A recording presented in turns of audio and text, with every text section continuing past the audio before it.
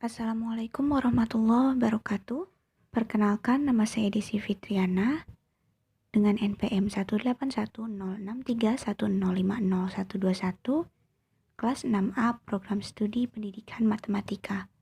Dalam video ini, saya akan menyampaikan mengenai jawaban-jawaban dari pertanyaan yang berkaitan dengan proses inovasi pendidikan. Pertanyaan pertama, jelaskan pengertian tentang proses keputusan inovasi. Proses keputusan inovasi ialah proses yang dilalui atau dialami individu atau unit pengambil keputusan yang lain, mulai dari pertama tahu adanya inovasi, kemudian dilanjutkan dengan keputusan setuju terhadap inovasi, penetapan keputusan menerima atau menolak inovasi, implementasi inovasi, dan konfirmasi terhadap keputusan inovasi yang telah diambilnya. Kemudian pertanyaan kedua, apa saja faktor yang mempengaruhi proses inovasi pendidikan? Faktor pertama ialah faktor kegiatan belajar mengajar. Uniknya kegiatan belajar mengajar memungkinkan timbulnya peluang untuk munculnya pendapat bahwa profesional guru diragukan, bahkan ada yang mengatakan bahwa jabatan guru itu semi-profesional, karena jika profesional yang penuh, tentu akan memberi peluang pada anggotanya untuk menguasai kemampuan profesional yang ditunjukkan dalam penampilan, memasuki anggota profesi dan penilaian terhadap penampilan profesinya diawasi oleh kelompok. Kemudian selanjutnya ialah faktor internal dan faktor eksternal. Faktor internal yang mempengaruhi pelaksanaan sistem pendidikan dan dengan sendirinya juga inovasi pendidikan ialah siswa. Dan faktor eksternal yang mempengaruhi pengaruh dalam proses inovasi pendidikan ialah orang tua. Dan yang ketiga ialah faktor sistem pendidikan atau pengelolaan dan pengawasan. Dalam kaitan dengan adanya berbagai macam aturan dari pemerintah tersebut, maka timbul permasalahan sejauh mana batas kewenangan guru untuk mengambil kebijakan dalam melakukan tugasnya dalam rangka menyesuaikan dengan kondisi dan situasi setempat. Pertanyaan ketiga, jelaskan mengapa dalam proses keputusan inovasi tidak dapat berlangsung seketika, tetapi harus membutuhkan jangka waktu yang panjang. Proses keputusan inovasi bukan kegiatan yang dapat berlangsung seketika, tetapi merupakan serangkaian kegiatan yang berlangsung dalam jangka waktu tertentu, sehingga individu atau organisasi dapat menilai gagasan yang baru itu sebagai bahan pertimbangan untuk selanjutnya akan menolak atau menerima inovasi dan menerapkannya. Dan pertanyaan keempat, sebutkan dan jelaskan ciri pokok keputusan inovasi yang membedakannya dengan tipe keputusan lainnya. Ciri pokok keputusan inovasi dan merupakan perbedaannya dengan tipe keputusan yang lain ialah dimulai dengan adanya ketidaktentuan atau uncertainty tentang sesuatu, yaitu inovasi. Misalnya, kita harus mengambil keputusan antara menghadiri rapat atau bermain olahraga. Maka, kita sudah tahu apa yang akan dilakukan jika olahraga, begitu pula apa yang dilakukan jika menghadiri rapat. Rapat dan olahraga bukan hal yang baru.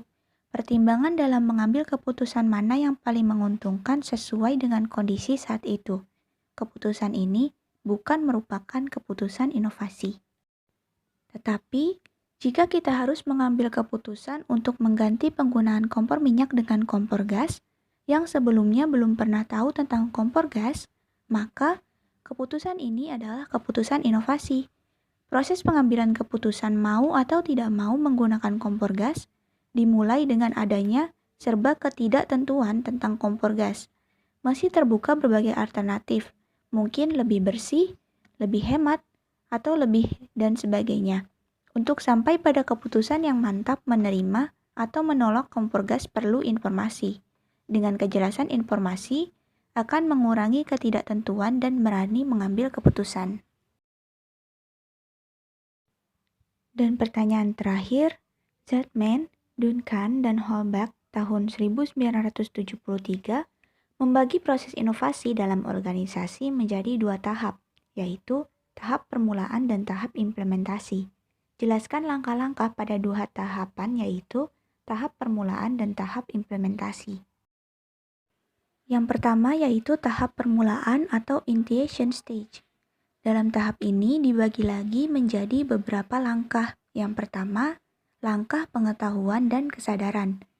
Jika inovasi dipandang sebagai suatu ide, kegiatan atau material yang diamati baru oleh unit adopsi atau penerima inovasi, maka tahu adanya inovasi menjadi masalah yang pokok.